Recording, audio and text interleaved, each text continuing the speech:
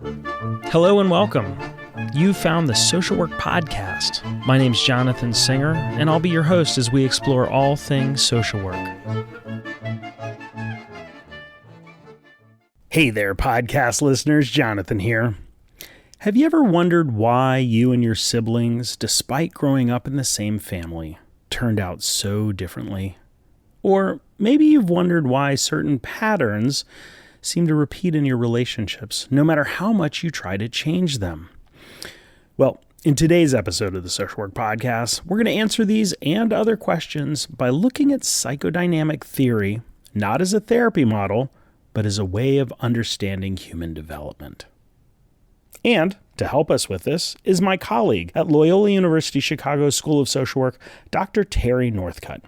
Dr. Northcut is an expert in social work pedagogy, religion and spirituality in clinical social work, and bridging psychodynamic and cognitive behavioral therapy. And if you're curious about that last pairing, check out her 2025 text with co-author Shweta Kumaria, Psychodynamic and Cognitive Behavioral Theory and Practice, Talking Across the Divide. In today's conversation, we explore how psychodynamic theory offers conceptual scaffolding for understanding our internal worlds and how early experiences continue to leave a lasting imprint. You'll learn about the epigenetic principle, how repeated interactions, particularly in childhood, generalize into working models or templates that then play out in all our relationships. We talk about how psychodynamic theory recognizes developmental deficits and how it is also strengths-based.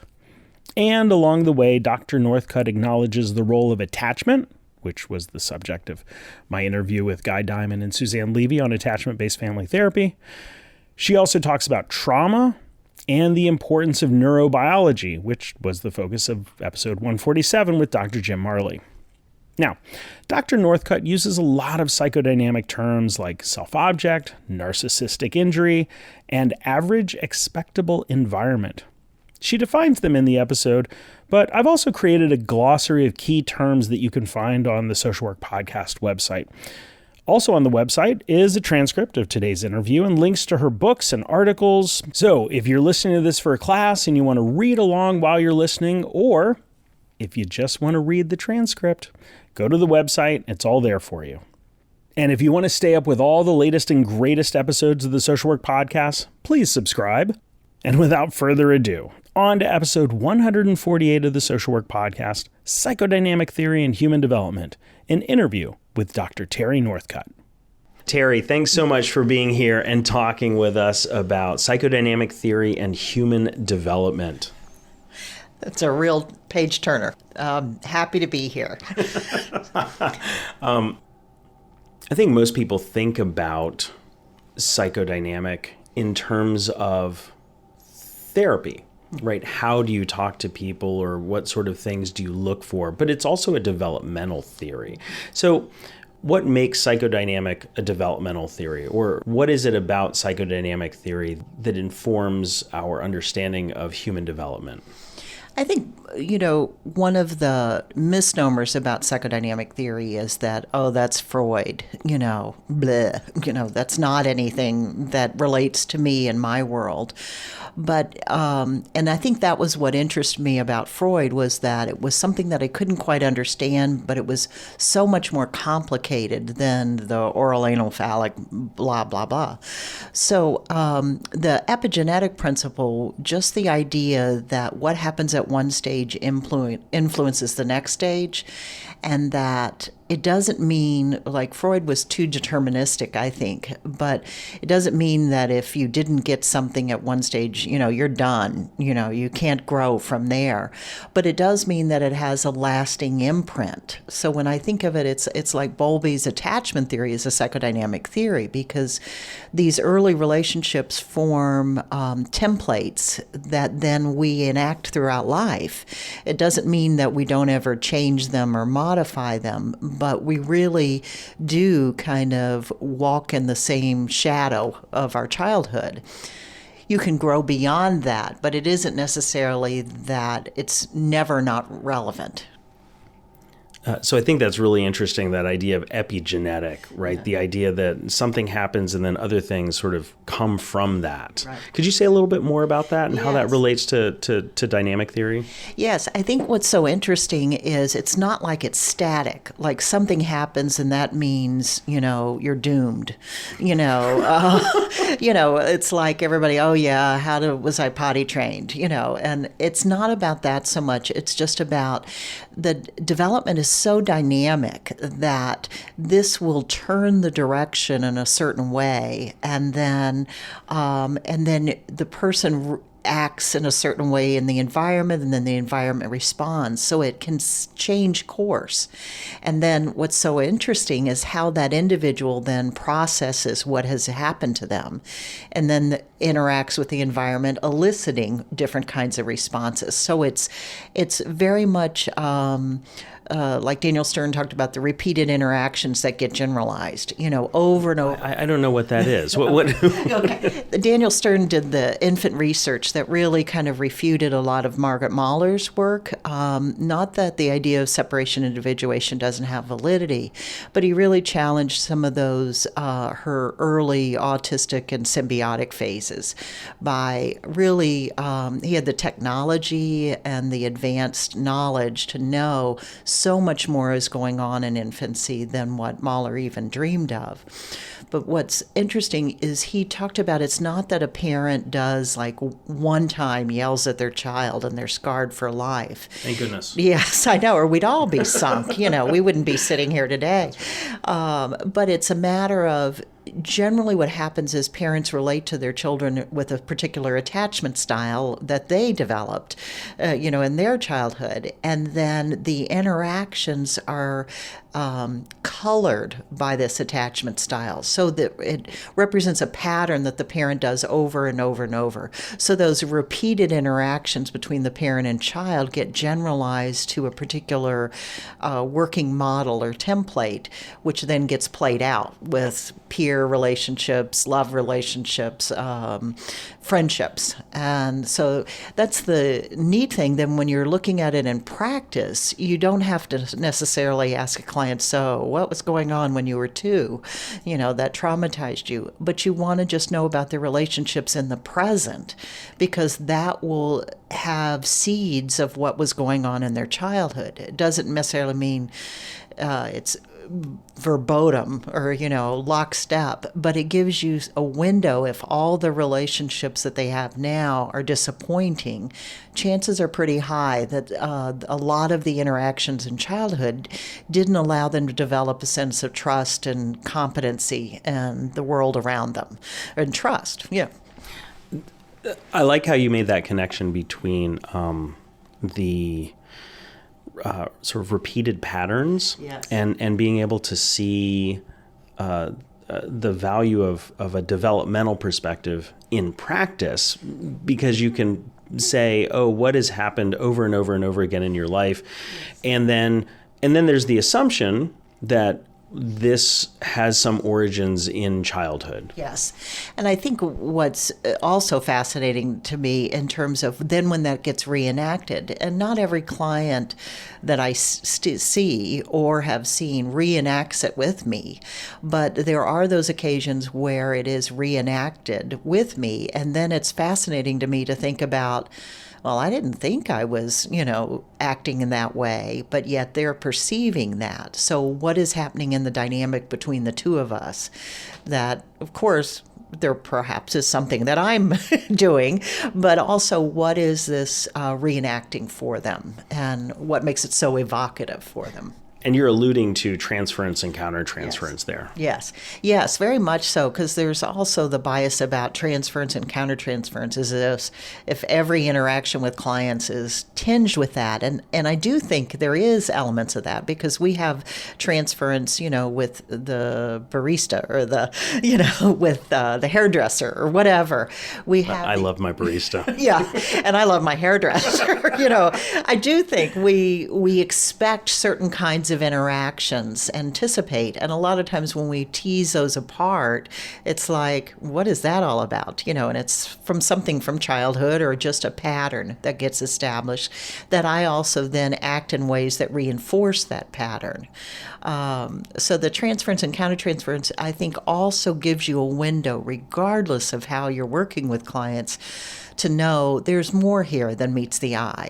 And I think that is more of a compliment to clients, because I think our tendency historically has been to assume only upper class white clients that have been to college can utilize transference, and that's bogus because we all have it, and I think it does all of our clients a disservice to not allow that they have meaning, and patterns just like anybody else. So I think that transference and countertransference gives you a way to articulate and talk about these relationship patterns. So getting back to this idea of development and repeated patterns, what are some of the things that psychodynamic theory as a developmental model says have to happen in the developmental process?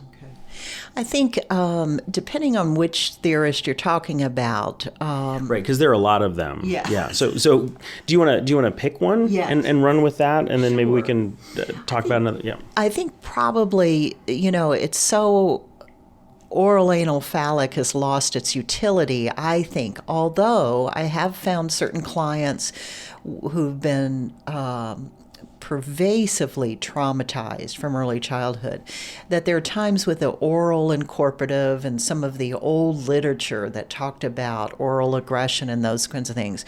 That was the subjective way I felt when I sat with them, is the desperation.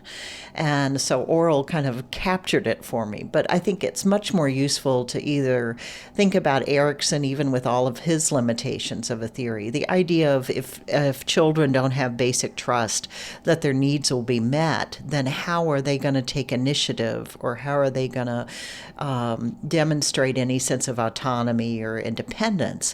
Regardless of cultural variations, you take that basic sense of trust and use it as energy or money in the bank to kind of go out into the world and try. By the time children get to school, their job is to be industrious and to work, at learning and socializing. And if you don't have some sense of confidence and trust that the world is an okay place, you're not going to want to risk trying things, and you'll be much more inhibited about that. Whatever your talents or skills will be, you just are not as adventurous. So let me just say, you start out by saying, by mentioning the epigenetic principle. Yes. And here you are saying that when you start school, it's that time of industry. Yes. Right? And that if you don't have that trust, then it's going to be hard to be successful in that. Yes. But you're not saying that you can't Correct. be successful if there was some sort of disruption in that trust, or if mistrust Right. was sort of the resolution of that. Could you talk about that? Sure. I think one of the neat things about how the theories evolved over the time is also how we've been able to research things more about let's flesh out what that trust looks like, and let's flesh out what object relations look like. Those were static concepts that since then we've been able to elaborate on. So let's say a child isn't able to successfully resolve the stage, as Erikson might use the terminology, and is more mistrustful. What happens, and Anna Freud actually was pretty good about talking about developmental lines, is that we develop in so many different ways. So children compensate. If they're not feeling secure in one area, they may move ahead in another area and be able to do very well. For example, like in resiliency, sometimes the skill is being able to extract from an environment which seems very little to anybody else, like a grandmother or a neighbor who, shows them attention a little bit each day. They're able to use that as energy to fuel their activity in something, or they may do a particular activity with a grandparent, and so they can excel in that area. So children compensate, and we all do. If something isn't going so well or feels a little frightening, we'll regroup and try something else. So we don't stop. Just because something went awry or wasn't an average expectable environment of what we need to be healthy and grow. We just find other ways around it. Now, sometimes those ways are shorter term. And that's where, like when I'm working with clients, I tell them this was probably the most healthy way you could adapt. And it's just unfortunate it's not working anymore. So I think sometimes what children are forced to do is choose styles of working that work in the short run. And then by the time they hit adolescence or young adulthood, then they find those styles don't work anymore when they're trying to form relationships. And trust, I think, can translate into difficulty and intimacy later on. But it doesn't mean somebody can't be competent in all those areas. I really like this idea that we are kind of innately drawn towards finding the things that we need for healthy development. And so if nurturing and affection isn't present in 10 of the 11 people in our life, that we're drawn to that 11th person. Yes, and I think that's so encouraging. And all of that came out of the ego psychology movement, because it really moved us from thinking that we're just a victim of all these conflicts and drives to thinking that we all have innate givens that allow us to adapt, providing we have an average expectable environment. So this is the second time that you've used that phrase, average expectable environment. Can you say what that is? Sure.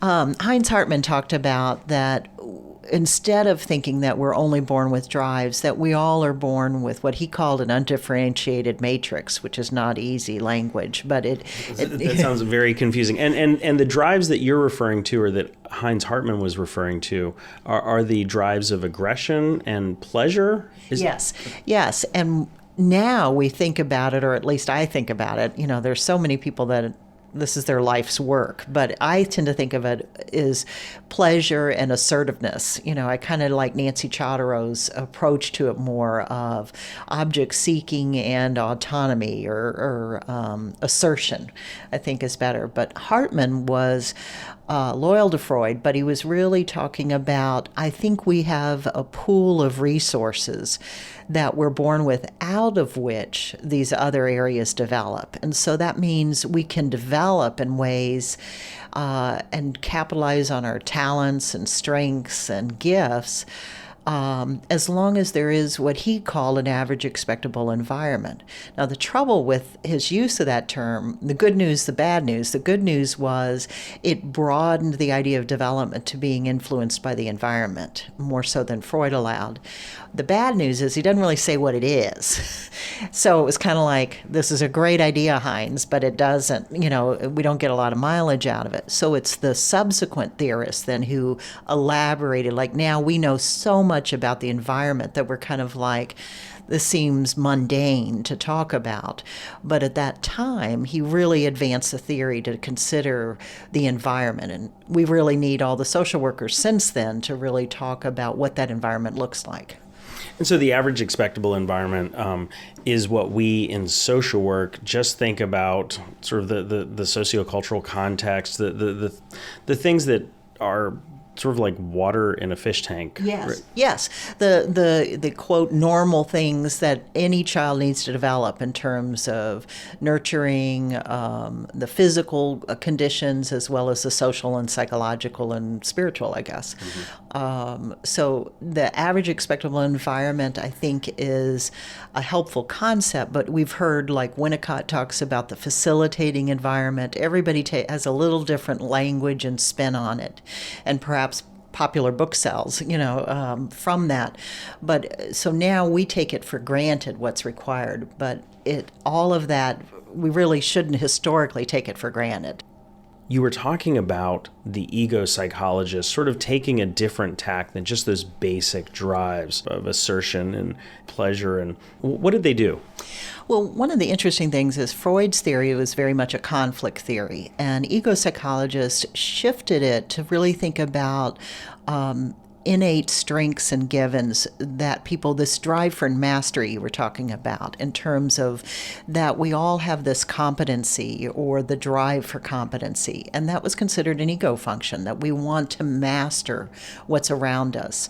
Now, certainly that can be beaten down and thwarted, but generally, everybody wants to do well. They want to thrive. They don't want to just, languish. If the ego psychologists really help us see that people want to be competent. So when you have that basic understanding of human development, that people want to be successful and competent in their life, and I don't mean in the monetary sense, but just have a satisfying life, then it tilts it. So as a clinician, then you go in assuming people want good. And so then you're starting in a different place. Now, it's not to say that there aren't deficits. I think you have to temper the idea of the strive for mastery with the idea that there are things that people need to develop. And neuropsychology is now showing us that those things are the very same things that ego psychologists were talking about. We need relationships. It's just we're now able to think of it in a much more rich way than just thinking about an object that gratifies or an object that fulfills environmental needs. Now we can think about it in terms of what are the qualities we need in these relationships, such as that our brains work in a way that allow us to feel empathy or allow us to feel that somebody else can feel what we're feeling. And so now we have a much better understanding what that is. But that all began with Hartman, and we had to start from somewhere. And so it's great now to see how we get such a fuller understanding of what components or what comprises a good relationship. So I think it's really interesting how you're framing psychodynamic as something that is both strengths-based. Yes. Because I think a lot of people don't think of psychodynamic as strengths-based, but also that you are saying that there is value in acknowledging deficit, and not just deficit in terms of like my dad was mean, but in terms of like what might not be present in somebody's development. Did I get that right? Sure, because I think when somebody has a significant other that is present, what we gain from that is ability to make judgments, to make decisions, to form relationships. We get all these different skills from that. And so if somebody does not have that experience, it's going to interfere with their ability to assess a situation and determine whether this is frightening or upsetting or not. And so then they're kind of coming to the game without the right equipment, to use a bad metaphor, but they just don't have some of the tools. And it's I think there's just as big of a danger in overlooking that people don't have certain skills as there is in overlooking strengths. And sometimes there's this bit of research that showed that social workers obviously, which we'd like to see strengths, but they were more vulnerable to not recognizing deficits because they were so focused on strengths. And so if there would be a way to balance that, certainly would rather people err in the direction of strengths, but you shortchange somebody if you assume they can do something that their brain just didn't have that experience of developing. And, once you know that, then you can think about ways in which to enhance it so that it can develop. And that's what's so fun to watch, because then the client can make these advances. They may use the prior template to be tentative about the advances, but then they can go to town as you are there with them to match them lockstep about their development. That really does put a different frame on it. Like, if I was talking to a 12-year-old or a 24-year-old or an 84-year-old, talking about their past wouldn't be this sort of sort of random, like, tell me about your mother, right? Because you're looking for specific things. You're like, what might not have existed in your environment such that you weren't able to get these things, rather than it's kind of stereotypical, like you wanted to marry your mother kind of thing. Yes, it's so much more than that. And I think that's the gift that we overlook from psychodynamic theory is it really, my favorite phrase is conceptual scaffolding for understanding the internal experience. And I think that's the real gift of psychodynamic theory is it gives you a way to understand the subjective world. We have lots of other approaches and techniques that are helpful, but if somebody's subjective world is in a certain way that interferes with them taking advantage of those other things, then we can have every brilliant intervention in the world, but they won't be able to take advantage of it. And so that's why I found that was how I like to practice, was in that subjective world that seemed to be getting in the way.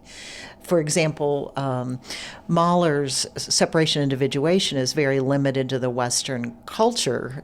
However, for some clients who are trying to do things that were different than their families, they may be inhibited from doing that if they didn't have that experience of being able to be in a facilitating partnership with a parent. And so they're hesitant or just absolutely will not try anything different. So they're stuck in this immobilized place. And so what the theory can allow you to hypothesize is as they make steps, it's going to create more anxiety. And how do you help them ride out these anxious periods to allow themselves to get to the place where they can experience self-efficacy and competence and this new thing that they're trying? So as you're talking, you're referencing a bunch of different psychodynamic theories, right? Yes. You sort of referenced Freud, kind of drive and then ego and that sort of stuff. And one of the things that I'm getting is that regardless of which theory, it's important to know how to think about what those theories are saying. That's right. I know, because one of the problems with looking at psychoanalytic theory that it's summarized in a lot of textbooks, in a couple pages, is that this is, 20 plus volumes of somebody's thinking over the course of their lifetime. And one of the things Freud did that was interesting and useful at the time was make a theory that was internally consistent.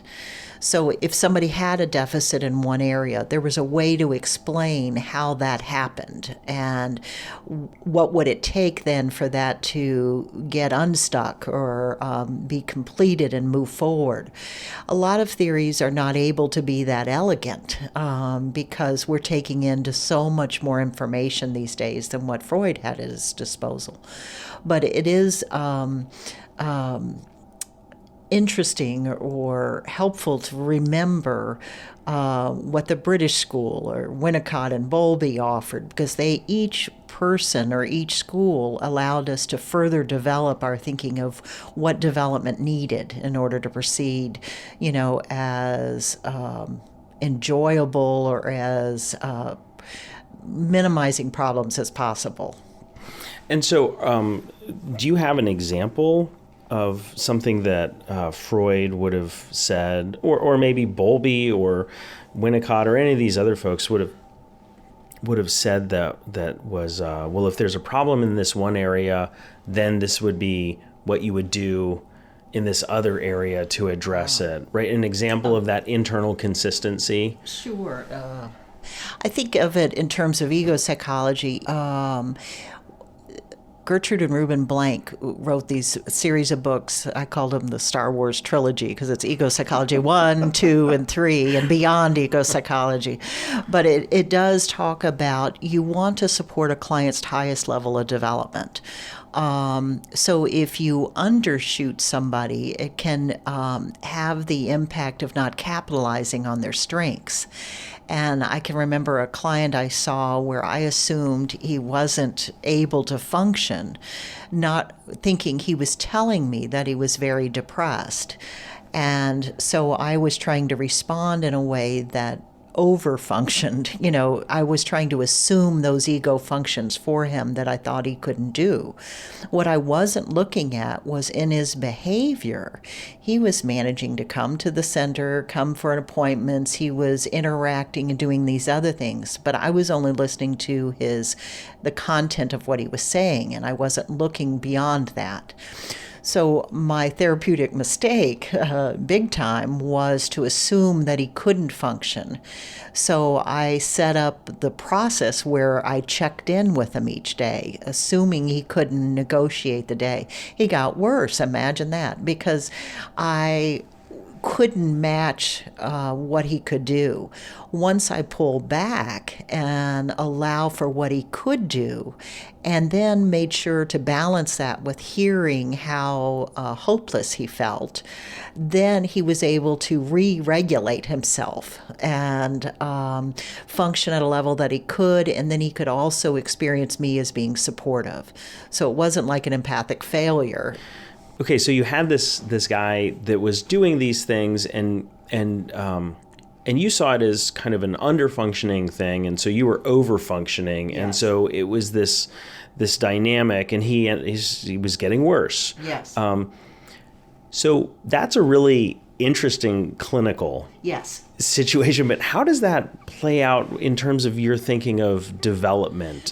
What was so apparent to me was I was hearing the depression. I wasn't hearing how furious he was about being in, this was a divorce situation, and he was enraged that his wife had left, and which was completely understandable.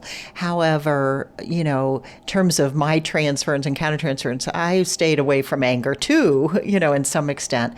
So as along with the sadness, I was missing the aggression part of him.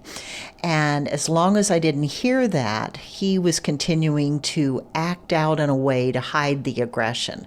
And so that was showing itself in a great deal of passivity. So in development, one of the things that I could hypothesize was that assertion, aggression, anything that spoke to or capitalized on that ability had been thwarted. You mean while he was growing up? Yes. And chances are he grew up in a family system. There were a lot of religious background where there was a particular viewpoint that aggression or anger was sinful. And you knew this about him? Yes. And so if anger is viewed as sinful, then you grow up conflicted about any time you feel angry, and then something bad would happen, like be punished, or and that could take any forms.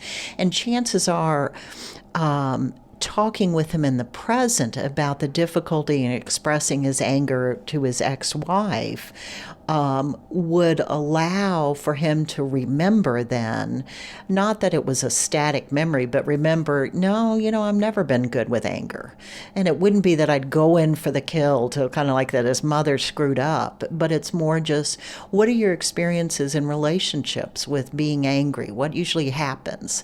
And what the theory would say is that there would emerge some ideas about, usually I would be punished, sometimes severely if I experienced that or expressed that. So how that translates into the present then is that has to all be masked. And not that all depression is anger turned inward, but in this particular case, the more he tried to stifle being angry, the more depressed he got and the more helpless and hopeless he felt.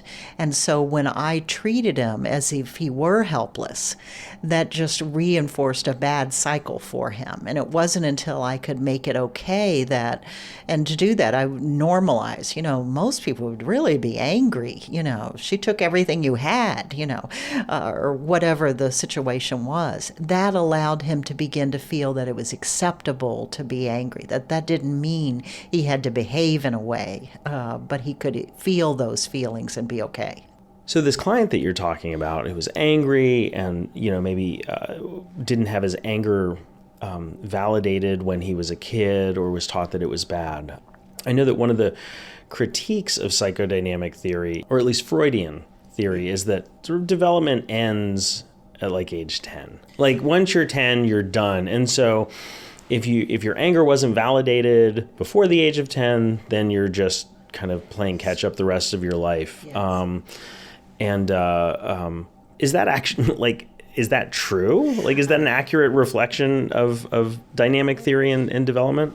I think there's certainly, Freud did kind of have, once you're through adolescence, good luck, that most significant development kind of stops after you go through the genital phase. And we really have to thank Kohut for, turning the ship a bit to appreciate that we need relationships throughout life and that these relationships can alter our self-concept and our self-cohesion.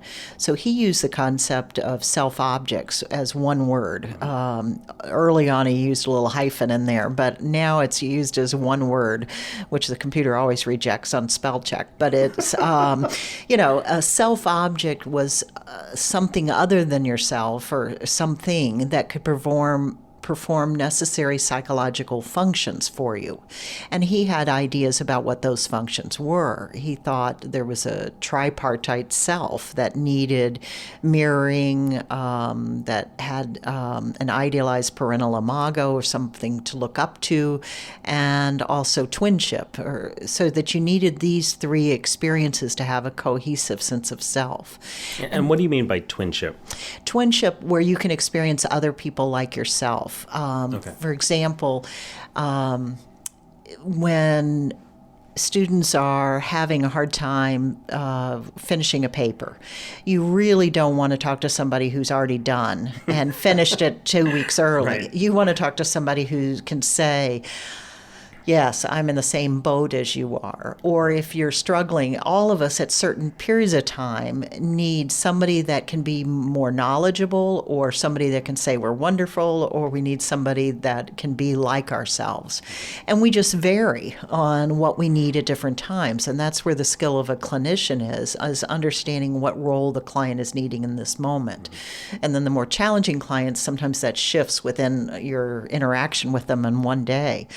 But the cool thing is that the person that you use, to perform those functions changes over your lifetime. So a partner can help facilitate your achieving a more cohesive sense of self, or, that you're more, you're not so vulnerable to fragmenting. Like some days are so bad for everybody that they go home and feel like, they're a raw nerve. And I think so some of us can use music, or some of us can use ideals to look up to that can help us feel more cohesive. So we need these self-objects throughout life, and at different periods of time they need to be live people, and I think that's true throughout life. But at other periods of time we're able to supplement with other activities or passions that allow us to feel cohesive and whole as well. And all the things that you've been talking about, you mentioned Kohut, but just to be clear, you're talking about self-psychology.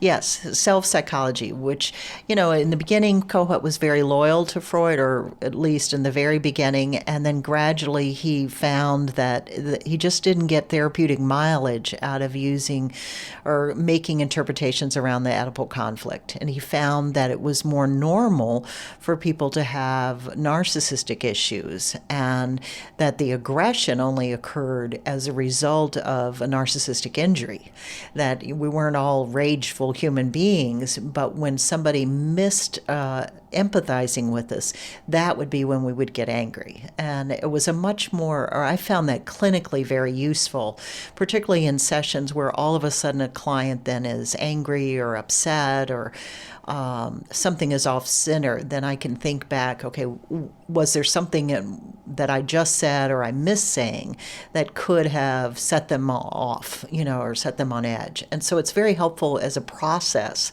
to think about in what way am I performing these functions or not performing the functions. And just quickly, you mentioned narcissistic injury. Yes. And I think that, we think about narcissism Yes. as like this really bad thing, like you're a narcissist and, Right. there might be political candidates that are, being sort of labeled as narcissists and talked about in bad ways. But you're not talking about a narcissistic injury in that way, right? No, all of us are vulnerable to narcissistic injuries. And when you think about clients who are coming that they're feeling depressed or that they've had different losses, for you to wish them happy holidays is a narcissistic injury, because their experience is that it isn't a happy holiday. And then we experience this on a daily basis. Somebody doesn't compliment you on a new outfit, or somebody doesn't tell you did a good job on a presentation. And at that particular time, we needed it. Other times, we may not need it. So the narcissistic injury stems from the idea of a parental-child relationship where the parent is in tune with the child and knows what they need, and then can back off as the child develops. You don't want to tell a child, or a child who cleans his room, you do want to compliment. A 40-year-old, you don't want to say, you did a good job picking up your room. So the parent then can titrate or back off. Narcissistic injury has to be something that occurs because it's what that person is needing at that time, and they're not getting it. So it doesn't have to mean something pathological at all. So Terry, this has been really interesting. I appreciate you taking the time to talk with us about psychodynamic theory and development. So what's the bottom line takeaway for you about why people should know about psychodynamic theories of development? I think a lot of times we wonder, when we come from the same family, how is it that I'm so different than my siblings? Or you look at a family in your neighborhood and you think, boy, those two kids are really different. What happened? And we know that parents are different with each child, but we also know all of us interpret events and experience things differently. And our brains are wired to make meaning differently. And because of the patterns we develop, that screens out other kinds of relationships.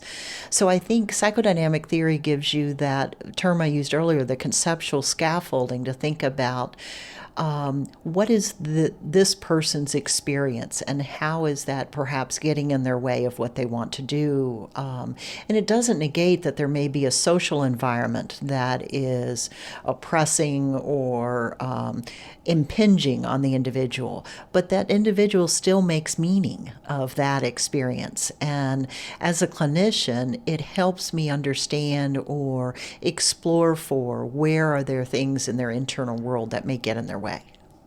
So Terry, thank you so much for talking with us today on the podcast about this topic of psychodynamic theory and development. You're very welcome. Happy to do it.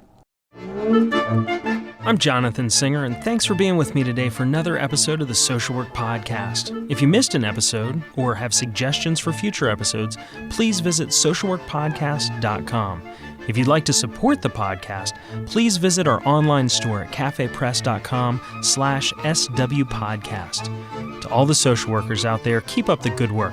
We'll see you next time at the Social Work Podcast.